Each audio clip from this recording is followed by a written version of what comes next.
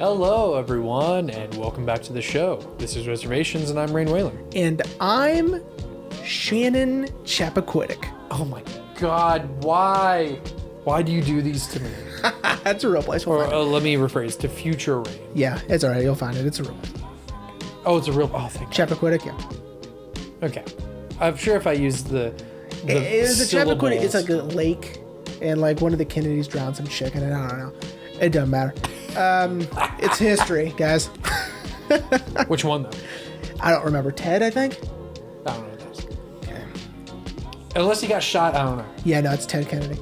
Like that one guy, Today we'll be rating... I saw this video. Sorry. Oh my God. I saw this video where he's like, today I'll be rating presidents in order of surviving a car ride through downtown Dallas. Oh, that's good. And we were there too. Yep. Jesus. That's pretty good. Yeah. Well, welcome back, everyone. This is it. The finale. Finally. Yes. The finale We did of season 7. We did it. Yes. Very this exciting. season. Hey, you know what? It was one episode shy of what we originally set out to do. Cool. We originally, if we never mentioned, Does the bonus count? I mean, We'll yes do and no. We'll do bonus, but Well, of course, we'll always do a bonus episode, but technically, in terms of, because we wanted to do 40 episodes, this is 39. Wow. Well, but we make our own rules, so Yeah, who fucking cares? Yeah. And we are so ready to be over with this season. yeah, I'm ready to get started on the next one. Yeah. Yeah, because the next season, which we'll tease at the end, next season will be back to basics, back to a shorter season, and I'm excited for that because I've got a couple on my list that I'm using this rule a little bit. I haven't seen, so Cool. But yes, welcome to the finale, everyone. Before we get into the episode, just a couple announcements. By the time this episode comes out, it'll be my birthday, Aw. and I will be 30 years old. Oh, that's right. Yeah, because you turned 30. I did. Last month. Look to the Instagram and the Facebook page if you If you want. didn't realize Jeremy was 30. But by the time this episode comes out, I will be 30 and I'll be at Disney. Oh, that's right. Disney. Yes, which is another good reason why I'm glad we're recording now. Yeah, for sure. Because Saturday is the day that Ashley and I are going to pack up and then we leave Sunday. And I'm packing boxes and stuff, we're moving all of our stuff. Yeah. And if you didn't know, Jeremy was moving. Moving. Go back to the YouTube channel. We have a video about that. We're not going to rehash that because that video will be out by now. So. Because you'll cry. Yeah, I'll cry. Oh, okay. Yeah. And I'll cut my hair. Next too. person. Yeah. But yeah, man, I'm excited for Disney, man. I know, yeah. I It's have gonna be pretty been cool. counting the days. Yeah. What are you most excited about for Disney? Besides getting a custom-made $250 lightsaber? Yeah. Honestly, just the experience. What's really. gonna be your color? Purple? I don't know. Like Sammy J? I don't know, man. Okay. I don't know. And see, and we'll see. I had to reserve a time frame for that. Wow, interesting. Well, see, that's the other thing too. For anyone who is interested in going to Disney, you can learn from this. We had to reserve everything ahead of time. Oh, I didn't like know the restaurants we were going to each day. Really? We had to go ahead and reserve when we're going to be there. And some of those, it's like a paid meal.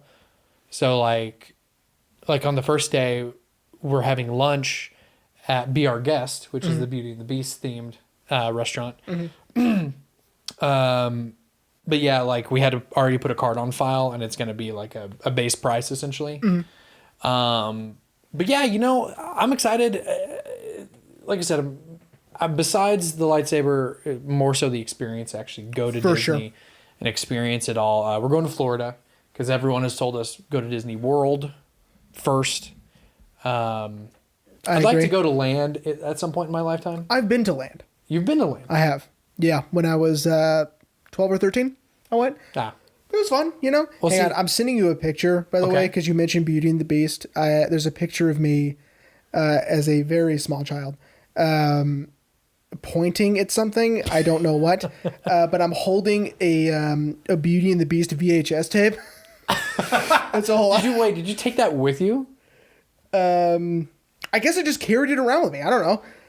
Like a safety blanket? Yeah, but it was my safety VHS. Oh, that's gold. I'm gonna try to find it. I probably won't waste time doing it here while there's a camera on me, even though I've been doing this for a while. So, but yeah. Anyway, I'm really excited for that, man.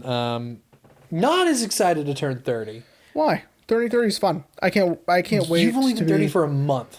Yeah, but I mean, it's like we should ask Alex. He's been 30 for a while. I'll tell you this, okay? And our older audience is probably going to make fun and roll their eyes. Yes. But it was the week I turned 30. Mm-hmm. It was a few days after my birthday. I was at a restaurant, and I was in the booth, and I stretched in the booth, just stretched my back and my arms and whatever. And I hurt my back for 3 hours. Like, I was like, oh, shit.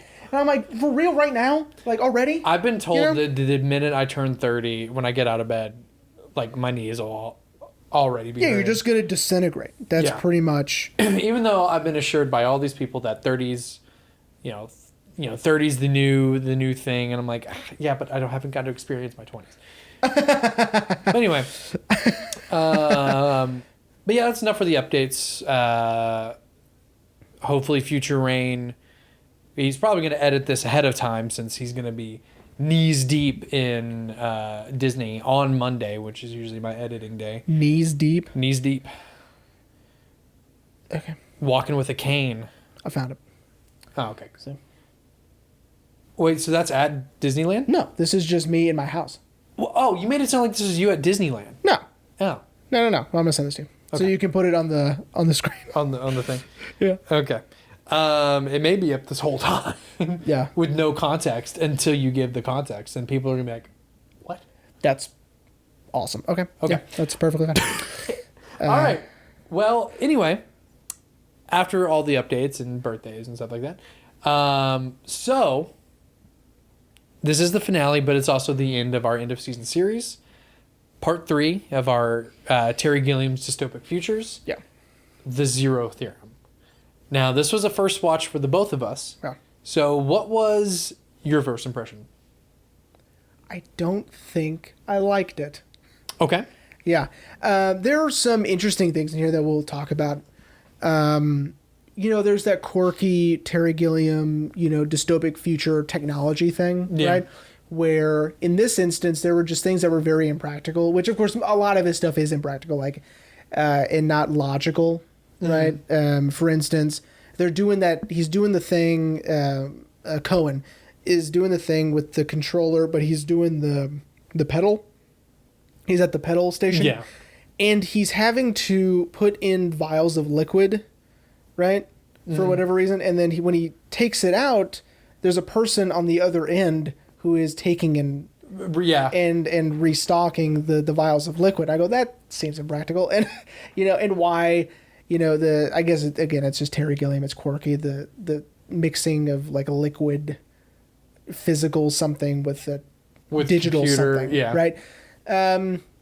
I'll tell you this right off the bat. I did not like the references to real life things or an iPhone being in it. I thought that was super weird. I must have missed that then. The iPhone, when it's a part of the phone that he has, the screen on the telephone with the lips that tell you, and it's got numbers on it, that tell him when the next data was due, right? It'll cut to this little screen. It's an iPhone. I go, I don't like that. And I think it's because, yes, I understand it's using now technology, but in the future, right? But it's different with an iPhone because it's not like a typewriter or like a screen with tubes or something, because that's not branded, right? Right. This is branded. Okay. And Bob mentioned Star Wars at one point. Yeah. I go, why is he mentioning Star Wars? I don't want to know about real life stuff right now. You know what I mean? That's weird, because this is such an otherworldly place that it seems strange to have stuff we have. Okay. Right? No, You know what I mean? yeah, I see what you're saying. Yeah. There was stuff that I liked, and we'll get to that too. I'm indifferent. All right. I didn't necessarily love it. Yeah. It's of my Terry and Gilliam films I've seen. It's not my favorite. My favorite's Fear and Loathing. I think Fear and Loathing is peak Terry Gilliam. But I didn't hate it either. There, just like you, there were things I loved. Of course, as any Terry Gilliam film, an eccentric main character, which I know we'll gush over. I mean, Christoph Waltz crushed it was great. it. Yeah. There's a lot of it I didn't understand, Yeah. which I was trying to find things today to help me get it. But I guess this is one of the more kind of what we were talking about last week, one of the more, I guess, Lynchian aspects of this movie that Gilliam, I guess, maybe was going for is he left it up to the audience. Yeah. I suppose. You know, there's. It's funny you mentioned you didn't understand it because I didn't either. But there's a point where, as I said earlier, I'm packing up my house, and so while watching, I go, I can do this while I'm watching this. Right? It's not going to take up too much of my time or my attention. I can still watch the movie and do this at the same time. So I'm doing the thing, packing up or sorting this box, and I would say 5-10 minutes. Okay, and I look up, and I go, I have no fucking idea what's happening. So I rewound it. I rewound it to the point where I last remembered what was going on, and I paid attention this time, and I watched the whole thing. And I go, oh, I didn't need to do that because I still don't know what's going on. That was a complete waste of my time because I still don't get it. Yeah. There's things about the movie I don't get, but I guess that's that's the point of this. As we figured out last week, it's the point of doing this show. So yeah. So, all right. So my final time to give a synopsis. Yeah, fucking good luck. I'm not. Thank the God Zero I'm not doing this Theorem stars Christoph Waltz, who plays a man named Cohen. That's Q, no U, Ohen. Cohen Leth. He is I guess the synopsis I read lied. He's not a mathematician. He is just a computer programmer. That's probably as easiest as I can describe what he does. Who is very eccentric, but he is convinced he wants to be working at home because he's convinced that there will be a call coming in that will give his life meaning and purpose. And his boss, management, which is also very Terry Gilliam. Yeah. He has no name. The totalitarian part of this is just this guy's just called management, played by Matt Damon. Which, as we both said off mic, we're like, is that fucking Matt Damon? Is that Matt Damon? Yeah. I was like, is Matt Damon in this movie? Yeah, it's really strange. Yeah. Management kind of agrees. Like, you know what? I will let you work from home. Here's a specific project I want you to work on. The Zero Theorem. That's the name of the movie. That's the name of the movie. And the whole point of the Zero Theorem project is to essentially 100% conclude that life is meaningless, that there is no meaning to anything. And at one point, I feel like, and we'll get into it, I feel like Cohen may have believed it at one point, but by the point in the movie where Bob, who, shout out to our Manchester by the Sea episode, Lucas Hedges. But by the time Bob explains that to him, he's like, how could you believe something so terrible? And then the movie gets really just like Brazil. Last 20 minutes get very surreal and very in your face. Yeah. A lot of information is thrown at you at once. And we are sort of left with this ambiguous ending. And that's the Zero Theorem. You didn't even mention the girl. No, we'll get it. I figured we'd get it. Cool. There's a girl who...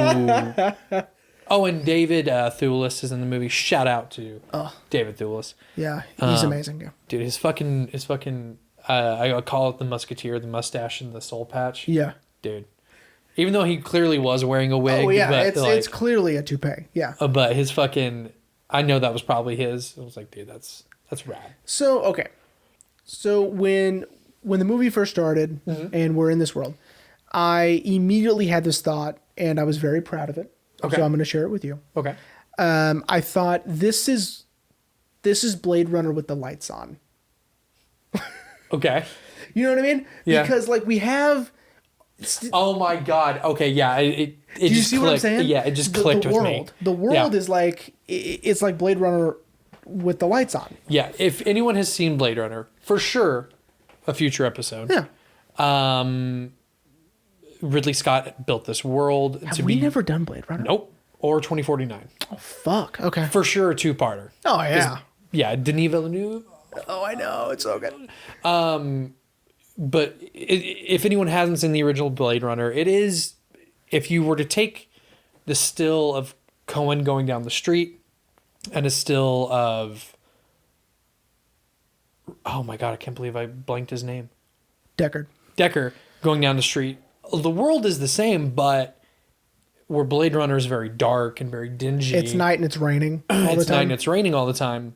This is like This world is bright. Yeah, it's bright and sunny, which is odd. But I think that was meant to also contrast Cohen, Sure, yeah. who at the beginning of the movie doesn't really like it. You know, he Yeah. hates walking down the street, Yeah. being bombarded with ads, which I started to watch some of the special features on the Blu-ray. Oh, okay. And they mentioned I did not do that. I didn't have time. they mentioned like his, appalling at being bombarded with ads. Yeah. Which, shout out to Gwendolyn Christie. Yes, Gwendolyn Christie's in this movie. If anyone hasn't seen Game of Thrones, Jeremy and I would both highly recommend watching The Sandman. Yes. She plays Lucifer. Yeah. Oh, fuck. It's so good. Yeah, she's good in that. I heard she's good in Wednesday. She's great in Wednesday. She's one of my highlights. Okay, cool. Because as we've gone on about that show. But anyway, I think it was meant to contrast that. Like, he lives in this very bright and sunny world, Yeah. but he himself, Cohen, is not. Here's something that I wish would have gone somewhere. Okay. His pluralness. Yeah. His we, us thing. He refers to himself as we. And in the plural sense. Yeah. I wish that would have went so. I wish that wasn't just quirky. You know what I mean? Right. Especially when later on he fucking drops it out of nowhere. Yeah. I told you I was working on it. Yeah, which Yeah. I mean, I guess it's just character development. I don't know.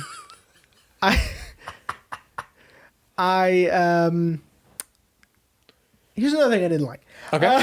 Sorry. Yeah, it's all right. It's okay. I mean, it's all good.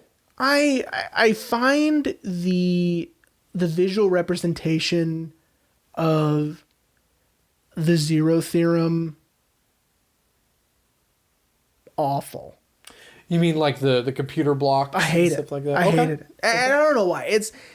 I don't know why it bothered me. I just think that, it seems, again, it's quirky. It's we're almost to Wes Anderson stuff right here. This is just I like Gilliam, like watch it. You know what I mean? Because like we're getting to Here, I'll tell you what. you're doing things just to do things. And As a personal favor to me, just watch the French Dispatch, and then you'll be like, all right, it's fine now. you're right. Because the French Dispatch is the most Wes Anderson movie ever.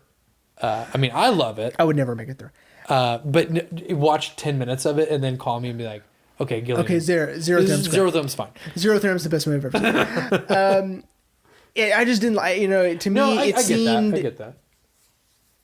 it just seemed off. It didn't seem right.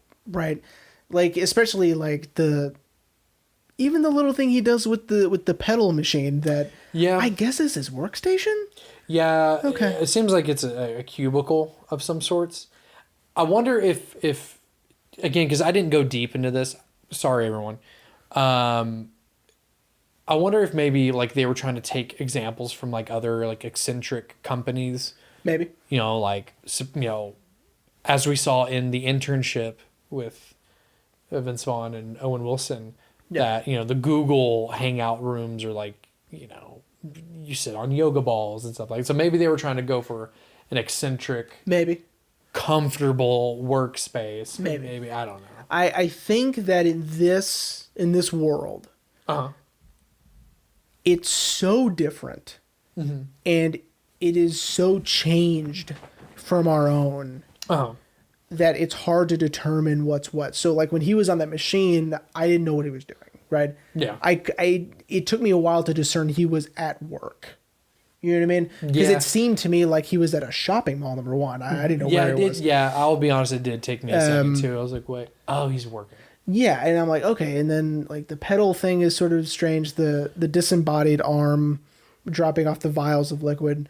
I was like, is this like a game he's playing? Is it like, is this like... Well, it's almost like set up to where their work is they're essentially playing games, you know? Essentially. Yeah, because their programming is like a giant controller. Yeah. Which also apparently doubles as their keyboard, Yes. you know? Now, what I did like about this is it's replacing what Brazil did, which the dystopian aspect and the totalitarianism was bureaucracy. This was surveillance and technology, right? Yeah. So that's different, and I liked that. Right, the scene near the end or somewhere where he's taking down all of his cameras. Oh yeah, all the cameras from Mancom.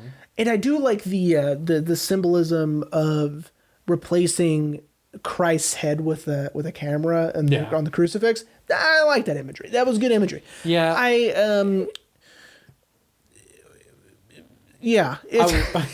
So this might help a little bit. I was watching a video today trying to help me kind of understand the movie a little bit more. And apparently the screenwriter came up with the idea for this after he read the book of Ecclesiastes. Yeah, that. I believe. Because I believe if what they said in the video, that's the book in the Bible where it really talks about like the meaning, sort of like, not necessarily the meaning of life, but where we can find meaning in life and things like that. But apparently, supposedly, the screenwriter wanted to make it funny. I'm like, this doesn't feel like a comedy, though. None of it felt funny to me. It felt... The humor was lost on me. Maybe. I mean, don't get me wrong. There are certain things in Christoph Waltz and his performance that were funny. Yeah. Like his... Like when David Thewlis goes to like give him a massage and he's like, don't touch me. Like, we don't like being touched. And then he goes back to work. You know? Stuff like that. But... Right. Yeah, I didn't feel like this movie was if he was going for this to be a comedy, I didn't feel like this was a comedy. And what I found interesting was the use of, it's not consistent, right? But the inconsistent use of surrealism with especially management, because when we see him at that party, what he's wearing is what was behind him. Yeah. Right. Which, of course, Joby, David Thewlis, says he's incognito. Right. So he's... and I don't... The way I saw it, and I guess you could read it as maybe his suit does that or whatever. But to me, it was just like it's surrealism. Like, you're not supposed to question. And no one's paying attention to it. Which, I don't think it was a piece of technology. I think it was just, supposed to be dreamlike, right? Yeah, I mean, in doing this series, as I mentioned... he's like a chameleon. You could say he was real chameleon. Yeah. Chameleon, yeah. Professor Mosby, do you mean chameleon? But yeah, I see what you're saying, But okay, let's kind of get back to... Sure. The format just a little bit. Let's just go ahead and talk about Cohen. Okay. Which I love that his name starts with a Q. But it's Cohen, like you would like if you're saying like the Cohen brothers or something like that. first off, Christoph Waltz. He's good. He's good in this. Amazing. He gives it his all. I'll give him that. Yeah, well, apparently, I don't know if you found this out or not, the movie had gone through a lot of development hell, but it was finally officially greenlit when he was cast. They're like, all right, we got to make it now. I think he just won the Oscar, and that's why. Yeah, because he had just done Django, I think, by this point. Oh, did he? Oh, so he's already had it then. Because he won it for Inglourious Basterds. Yes. But because I was watching an interview with Terry Gilliam today. Again, I was trying to find something. And I found an interview that IGN did with Terry Gilliam. And he was like, yeah, he was great in those two Tarantino films. And I just knew he was going to be great in this. I was like, what? He'd already done Django by this point? Yeah. Well, for sure he'd done Inglourious Basterds. But yeah, so he does great. And, I thought him not having any eyebrows was going to be a little off-putting. But after a while, you don't notice. Yeah, you don't really notice because Christoph's face is so, not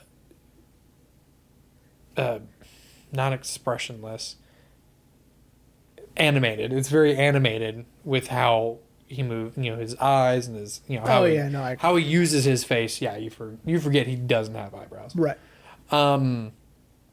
But yeah, so this is so different from, we'll just say, after seeing Inglourious Basterds, this is different from, I can't remember his character's name from Inglourious Basterds. Okay, the Jew hunter. Because he's more, he's awkward and he wants to be left alone. He's very set in his ways too. And,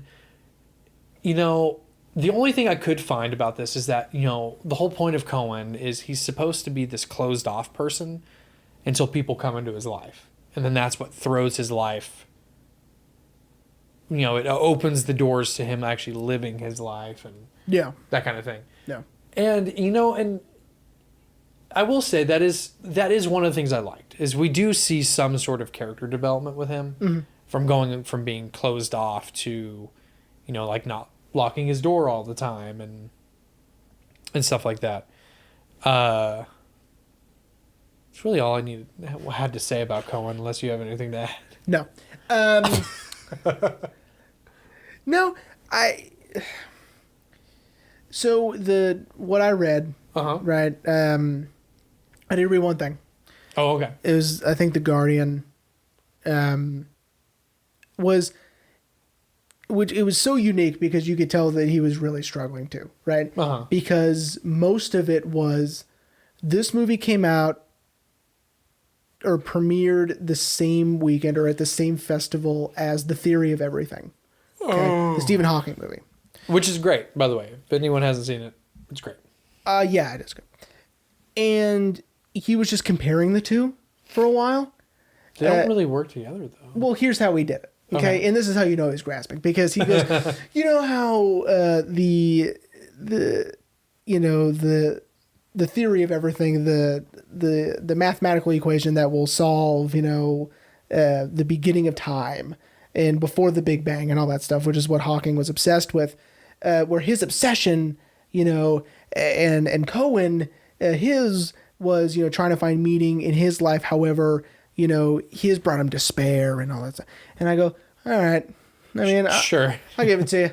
Not bad. And this goes on for a few paragraphs of him just talking about, and Hawking is it, Jesus fucking Christ. But I thought that was an interesting way of looking at this movie where you can compare it to something that's not even close to the same thing, right? They just came out at the same time. Yeah. Right?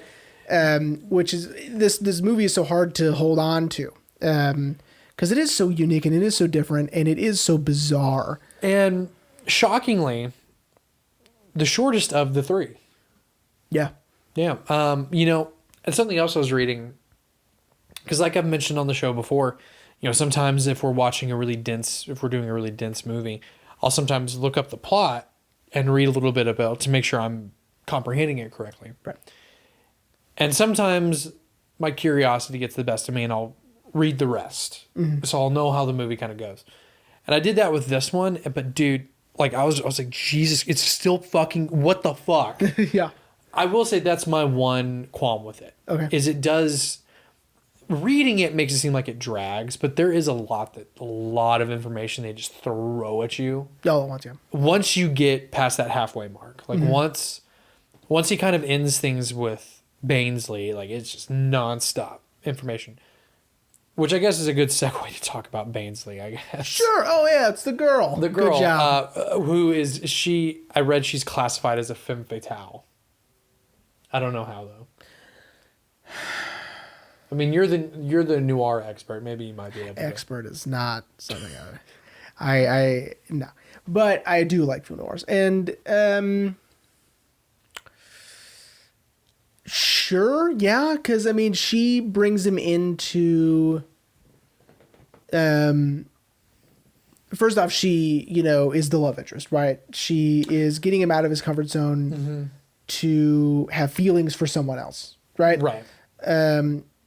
Which has only happened once before that he talks about very briefly with Bob, right? Yeah, that he was married once before until she divorced him. Right. And divorces them. Come on, man. Yeah. Oh, well, as I said, then until she divorced us. 2023, man. Come on. Get your pronouns right. And so, yeah, in that aspect, yes, because then him getting involved with her gets him in trouble, right? And that does make her a femme fatale, right? Because him like visiting her website, him plugging into that suit and the going VR into suit. the VR thing, which is bizarre, and it ends up being so important because that's how the movie ends. Yeah. Him on that beach, which I don't understand. I don't understand the significance of that. I think it's because he finally found his place, right? Which makes sense. And it just didn't seem right with someone else, I guess, when he was there with Bainsley, Maybe, I don't know. But then again, later on, when he goes back, he's super into it, and he wants to stay there forever, and then he gets pulled out of it. Fuck, man, I don't know. Okay, well, okay. And then there's that black hole thing. I think that's supposed to represent his loneliness. You think? I think. I don't know, because then Matt Damon brings it up later on. That's right. So it's not just his thing, right? It is something that is tangible to everybody, right? Everybody can see it. Yeah. Right? Okay. And okay. Sorry. Well, not to rush things, but Sure. because I don't want this episode to be 30 minutes long. Okay. Here's my thing with the whole VR suit, right? Sure. So after Bob updates it, right? Because it's supposed to, as Bob says, help him find his soul. Or at least, uncover his soul. He's electrocuted after he plugs it in, right? I'm thinking maybe that's what happened. I'm thinking that it did find his soul, but it kind of killed him in the process. Because remember, Matt Damon says, "Oh, you're a part of the neural net now." Right. Yeah, he ends up in that place, right? So I think he died. I think it killed him, and it uploaded him into this neural net and the neural network, and he manifests himself destroying the system, right? Again, very similar to Brazil in that way, where we have this sequence that is potentially not happening, right? But in Brazil's case, it's kind of answered for us. It's sad, right? Where this one is more uplifting because he is, no matter what, he's in his happy place, which I guess is what happened in Brazil. But in Brazil, we get what's happening in reality, right? Right. We're not getting that. We don't. Like I said, everyone, we don't know if Quinn. Oh, see, I'm doing it. Quinn. You said Quinn. Cohen did die. That's just my theory because he's electrocuted right after it's turned on. Right. Unless. Which is foreshadowed because he does it the first time with the unmodified VR suit. Which, by the way, that's not how VR works. By the way, sure it is, but that's not my qualm. It's It's the design of the suit is very bizarre. The fucking like Because he looks like a court jester, right? It's kind of what it is, right? Like a medieval court jester. Yeah, is what it resembles to me. Maybe that's on purpose. Yeah, with the fucking Like ears or whatever the shit that is Yeah. right there.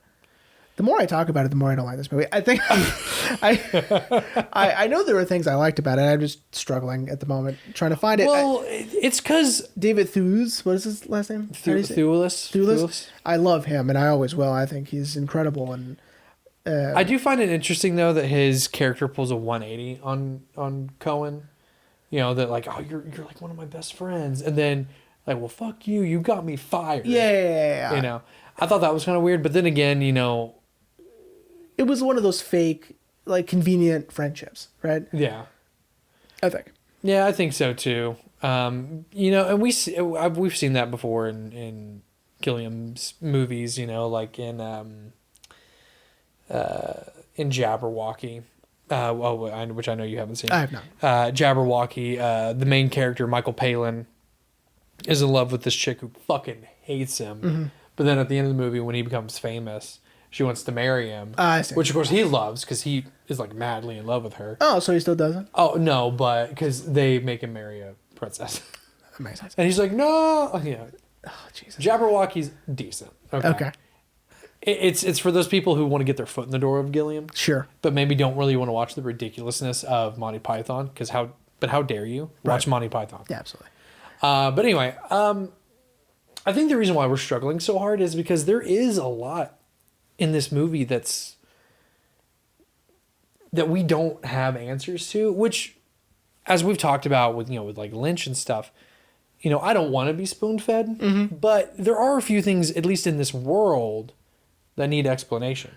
Yeah, You know? I think it's different because this film is set up to where you want explanation, right? Right. In a Lynch film, it's sort of like the entire film is a dream, right? The Yeah. entire experience, the tone, everything is sort of dreamlike and in this surrealist Lynchian way. Right. But this isn't, and so you're like, well, yes, it's strange. Yes, it's a dystopian future. Yes, it's this sort of with this weird quasi technology and all that stuff. But it's not dreamlike, right? This isn't a Right. dream. This is reality. So give me answers. Yeah, and I think it's because if there's one thing that we can leave anyone with at the end of this series, Zach, is that Gilliam is uncompromising in his vision. This is the movie he wants to make. Yeah, you're right. And I'm going to do it. Yeah. And he doesn't care. Yeah. And I think that's another reason why I like him so much is because it's like, yeah, it reminds me a lot of, which I know I've talked about, with Kevin Smith. You know, Kevin Smith makes the movies he wants to make.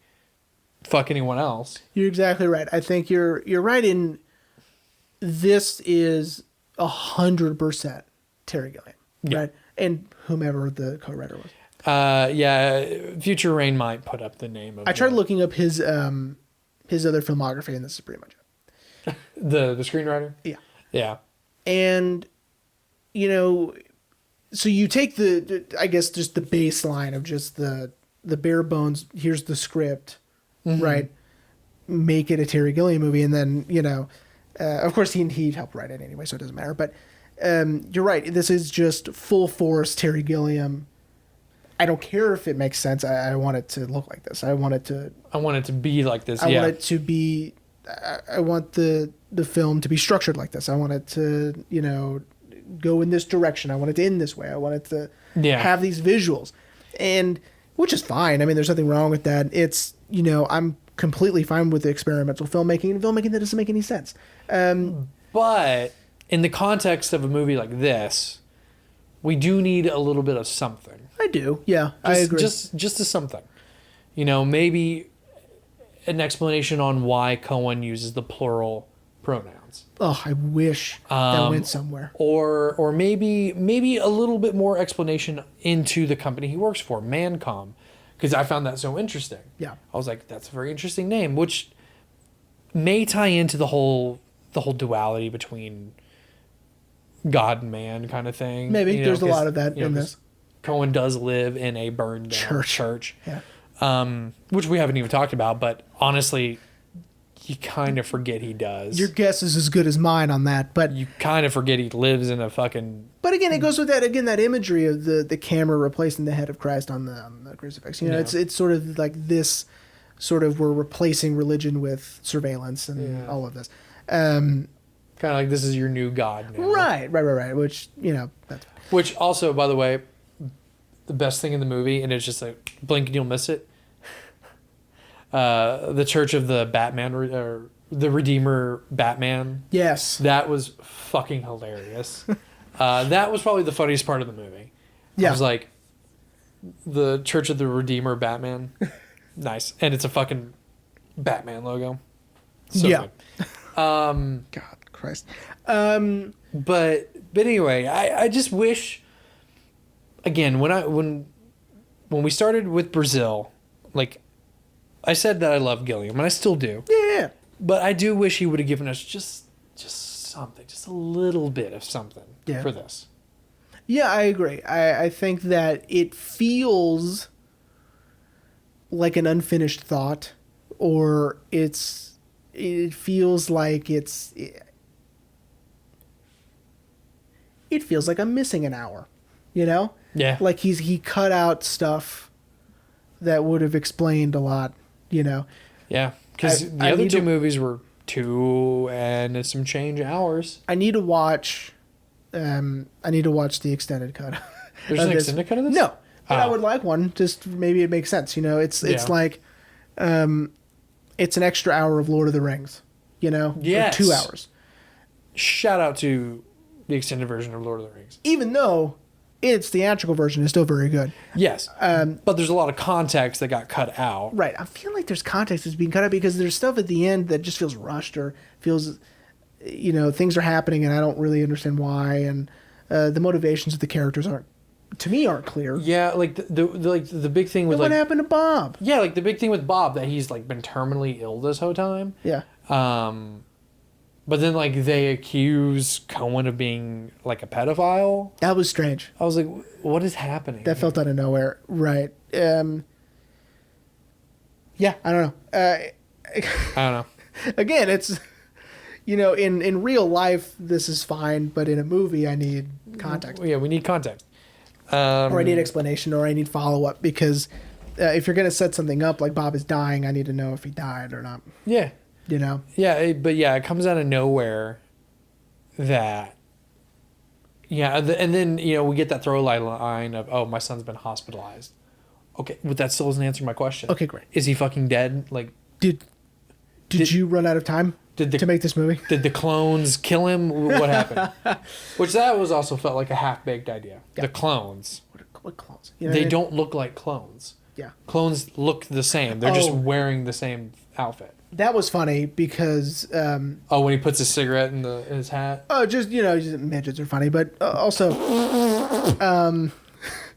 but also just because, like, it's almost like they were clones, but something went wrong in the cloning process.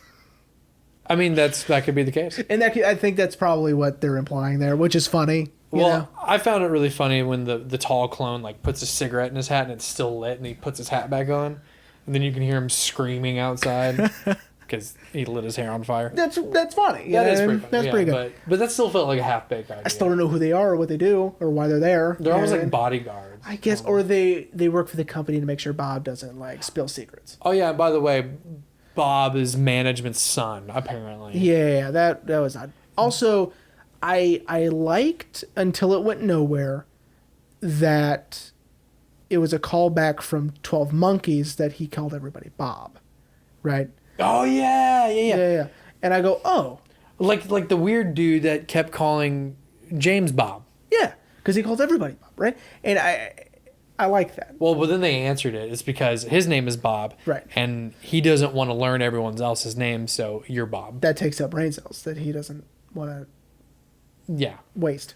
Until he is almost forced to kind of learn Cohen's name, but he just calls him Q. Yeah. But Speaking of Q, what's his face? Is in this Ben movie also. Warnshaw, Yeah. everyone. I thought he was gonna have such a big role on the movie, and then he's fucking in it for that. Yes, so did the Russian. I thought he was going to have a big part. I I've know, seen dude. him. I was like, dude, it's fucking the nihilist Yeah. from fucking Big Lebowski, who's a big character actor. Yeah, he's amazing. I've seen him in so many things, and He's fucking John Wick too. he's in it for like 2 seconds, and also in John Wick 2, he's in it for like 2 seconds.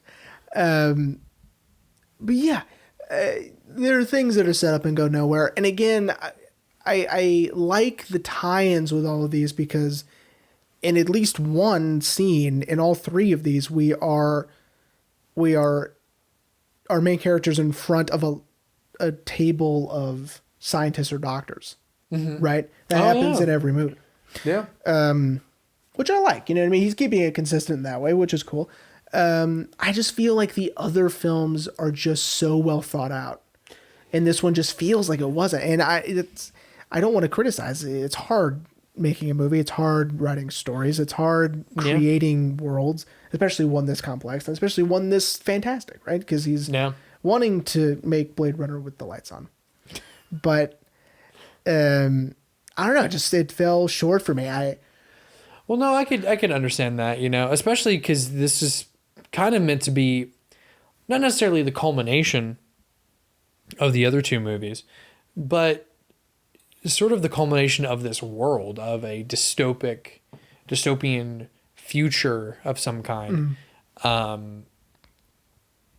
yeah, I agree. Brazil, very well thought out as we did. Yeah. 12 Monkeys, that world, very thought out. Yeah. You know, we knew the ins and outs. We knew the answers. Of course, you know, with 12 Monkeys, that's based on a story, right? Correct. Yeah. La Jetée. So, I mean, you could it's already a thought out idea, right? Brazil is more, you know, is more impressive because it's such original. It's such a unique world, and it's you know. Yeah. Again, I'm indifferent to this one. I mean, I taking it at face value as a Terry Gilliam movie. Yeah. I loved it. But yeah, I need just a answer. Just to something. Yeah. You know. Like with Lynch, I don't expect to get the answers. Right. But for this, like, just give me something. Just a nugget of something. Yeah. Like something to at least help me go to the next point. Because I could probably figure it out from there. I think just too much was happening At once with too much was happening with complex things because we're you know, we're in the VR suit, then we're in this thing that we were only in one other time, with the what do you call it? the neural net thing. Yeah. We were only there once with Joby and Bob. yeah, and I didn't really understand what it was at that time, right? Yeah. I understand that, you know, it was like the hub of the research and the theorem that they were trying to solve and all that stuff. That I understood. I didn't really understand I guess this is where everyone's information is stored because that's where all the pictures were at the end when he destroyed it with the ball peen hammer. Yeah. Which turned out to be the correct tool for the job. And then, of course, the black hole makes another appearance, and then he's on that beach with no hair this time, and he was alone. Mm-hmm. And then the movie ends. And then I don't know. You know what I mean? Yeah. Well, then we hear Bainsley calling for him. It's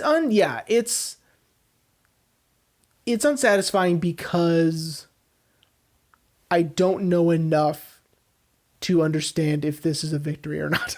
You know what I mean? That's true. I don't know, like, if this is what he wanted, right? Yeah. It seems he's content and he's happy, but I don't know. I don't know. I'm not gonna lie.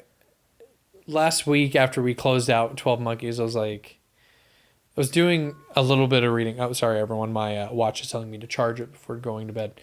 I was like, I'm really worried this is going to be way too complex. Yeah. Which is funny because I feel like we've talked about more complex movies than this. Yeah. But I think it's just because we agree. don't have all the answers. We don't have all the context to figure out Yeah. this. Yeah. Yeah. Maybe I'm not smart enough. Nah. Nah. No, that's it. Nah. No. Nah. I think Terry Gilliam was just like, no, I'm going to make a movie that's purely me. He's either insane or a genius, and I don't know what it is. Or both. Or both. I mean, look at the Imaginarium of Dr. Parnassus. Yeah, which I haven't seen. Well, I've seen a few. I saw enough to see Tom Waits. I was like, I'm good. I watched it purely to see how they honored For Heath Tom Waits. Oh, not for Tom Waits. to see how they honored Heath Ledger. Because, Jude Law, Colin Farrell, and Johnny Depp did that movie for free. Well, and what's funny is reading about this one, Matt Damon and someone else did. Oh, it was Benjamin. What's his name? Sorry, I already forgot. Ben Winshaw. Ben Winshaw. They did it for scale, just so they can be in the movie, which means they don't. They essentially sacrifice their salary. They get, like nothing almost, in comparison to what they should be getting. Yeah. Just so, and it gave Terry Gilliam like so much more of the budget for the movie because he didn't have to pay the actors. Oh, wait. Oscar winner Matt Damon wants to be in my movie for free? Hey, basically for free. Yeah. I'm going to need another couple million because I'm not paying his ass. Yeah, exactly. And then Ben Winshaw was the same because they just wanted to be in a Gilliam movie, which I completely understand. I agree.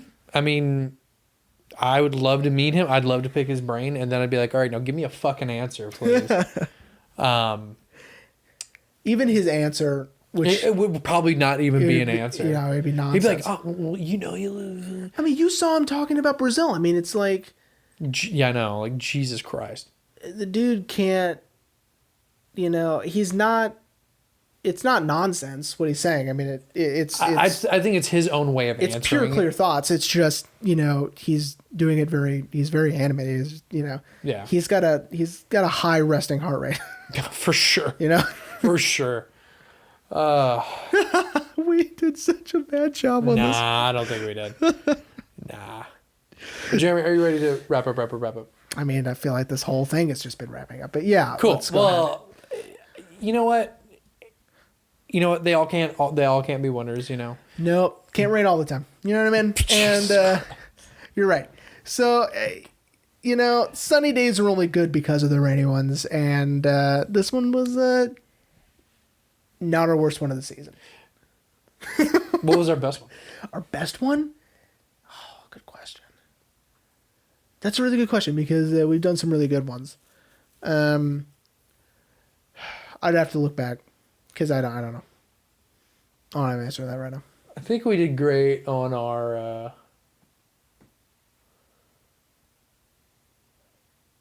Her episode. Okay. That was a good one. Oh, yeah. Her was good. I mean, not just because it was my pick. Great fucking movie, by the way. Yeah. So Jeremy, are you ready to give some people the tease of what's coming next season? Yeah. First off... especially because this will be the season you get to kick off. Oh, that's true. First off, you can stream the Zero Theorem on AMC Plus. That's not where I watched it, but I thought I would have to watch it at work, and I go, where can I find it? It's not on iTunes, so don't look there. Really? Yeah. That's interesting. But it's on AMC Plus, and I refuse. So that's... fuck AMC Plus. Yeah, so next season. Very exciting. Each of us, instead of choosing films we haven't seen, which some of them it'll overlap because they won't... I haven't seen all of mine, and you haven't seen all of yours. But we are choosing one director each, and we are going to go back and forth with just going down some filmography from that one director. I have chosen Fritz Lang. And I have chosen Tim Burton. So next season is Fritz Lang and Tim Burton. Which is a very odd combination. A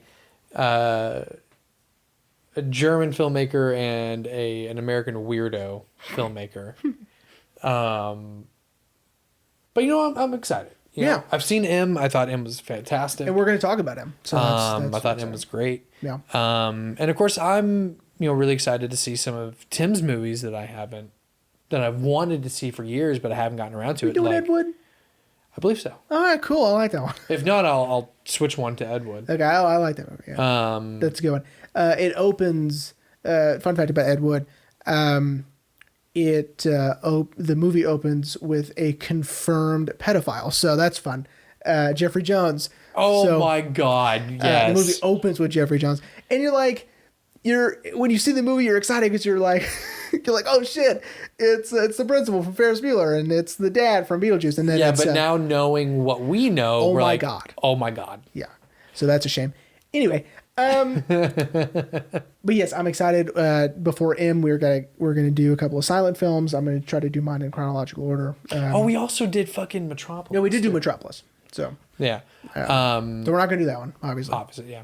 But yeah, man. I mean, I'm excited for this, especially because we're gonna be back to a shorter season. It's gonna be a lot shorter. My list is very short. I think collectively it's probably 20 episodes. Maybe. Back to how it was. Yeah. God, what the fuck were we thinking of doing a 40 episode season? I don't know. We doubled it, but that was pretty cool. Well, it's because you had a great idea of this is lucky number 7, so let's just do it. Let's make it big. And it's just our own rules, and it doesn't matter. Yeah, we can do what the fuck we want. Zach listens, and that's fine. I don't know, dude. 12 Monkeys, it's doing pretty good right Is now. it really? It's doing pretty good 12 Monkeys? Wow. And I didn't even watch La Jetée, and I was pretty... upset with yourself? I was. Yeah.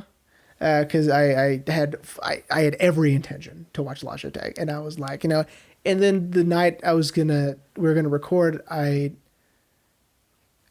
dawned on me like 5 minutes before. I was like, oh fuck, I didn't watch that. I fucking watched the fucking movie. Fuck. It's only 30 minutes. I could have. I don't know. Yeah, maybe. It doesn't matter. matter. Hang on, I'll be right back. So I'm excited. Just a heads up on one of my picks. It is a silent film. It is 4 hours. I hate you. It's called Dr. Mabuse the Gambler, and it is a 4-hour crime drama epic. I fucking hate you. So you should have fucking waited until we got to that episode. Nah, it gives you time to mull it over because now I'm gonna be dreading that. No. It's gonna be fun. You can get on Kino Lorber, the Blu-ray. I don't know if you can stream it anywhere. But yeah, Dr. Mabuse is gonna be one. But that won't be the first one. Destiny's gonna be the first one, and so that one's short, and it's. And then you also got to figure out the end of season series. I do. Yeah, I have an idea, but I don't know. I mean, there's plenty of time to figure it out. But yeah, plenty of time. Do you, since we just did this and we're still going, do you want to plug anything fun? Do you want to like give shout outs to anything? What are you doing? What are you watching, reading, anything like that? I mean, like I mentioned the other day, I am rewatching Scrubs. I have been thinking of watching Shrinking, which is Bill Lawrence's new show that just started on Apple TV Plus. Obviously, another thing that I can't get enough of, and I know you can't, is the new Last of Us on HBO. It's great. Watch that shit. It is fantastic. Definitely. It is made for both people who have played the game and people who have not. Never, maybe have heard of the game, but have never touched it. You don't need to have played the game to understand this world. I love it. I think it's really great. Craig Mazin. It makes me want to watch. Chernobyl. You absolutely should. Way more than I already want to. I've already wanted to watch it. Now I'm like, I fucking watch it. Chernobyl is phenomenal. Yeah. You got to see it. That's really about it. Cool. I've got some of the movies, on my watch list. Like I mentioned off mic, I might have Pinocchio and shit. You bitch. This is riveting. You said it, and then I was like, yeah, I need to watch that too. Because I was going to do The Menu, but then you said that, and I was like, oh, no. The Menu can wait. Yeah. Fuck. I don't know. I'm sure it's great, whatever it is. It's on Netflix? Shit, no, I don't fucking know. Cool. You said it. You told me. You're like, have you watched that yet? And I was like, no. I think I'm going to watch it on the plane. Plane ride over to Orlando. Oh, yeah. It doesn't matter. All right. So while you think of that, since I've been driving to Dallas a lot, I've been listening to a lot of audiobooks. I just finished Brother by Anya Alburn. It's awesome. The audiobook is fine. The narration is okay. It's not fantastic, but the story, I mean, the twist, holy Jesus Christ. You're not going to believe it. I finished Devil House by someone, I don't remember his name. It was fine. The story was, there's really interesting elements in there, and I really enjoyed parts of it. As a whole, I give it like a B-. Banshees of Inisherin. Banshees of Inisherin. There you go. That's a great movie. And I just started Ian Reid's new book, We Spread. Shout out to our I'm Thinking of Anything episode. Fucking love Ian Reid so much. And I started, because Michael C. Hall reads it, Pet Sematary. I heard... Oh, love that dude. The movie is fine, but I've heard the book is one of the best Stephen King books ever. And I was like, really? Pet Sematary? And so I started listening to it. So the remake. I go back and forth. Oh, the remake's terrible. But the original movie from the 80s. They say that one, I mean, it's not very good, right? It's fine. But people are like, man, the book is like one of the best things he's ever written. I go, really? You know? Really? Not the Pet one Sematary. with the fucking cosmic turtle? Yeah, no. And the running a train on a little girl? Yeah, I mean, that one's pretty good. But that's it, by the way, if you didn't. Yeah, if you didn't know, that was it. But yeah, and so I was like, I guess I should download that one. I'm also, once I get a credit on Audible, you can download the Sunset Limited on Audible. Oh, nice. And you can listen to it. They have two actors. Shout out to our season 2 end of season series, stage to screen. They have actors doing the thing. Yeah, Dude, fucking on that Sunset one. Limited. So I know. The movie's incredible. Rewatch Sunset Limited. Okay, just do that. Don't, you know what? Forget the Brother Anya Alburn, which is great, by the way. Forget Devil House. Don't forget Ian Reid. You should really read all of his stuff, or listen to all of his stuff, because it's incredible. But yeah, definitely rewatch Sunset Limited if you have the chance. Yeah. Or if you have the money. Well, I think that's a good way to end this season, everyone. We hope you enjoyed season 7. We promise these seasons won't be as long anymore. Yeah. And I forgot what I was going to close off with. So everyone, we will see you in season 8.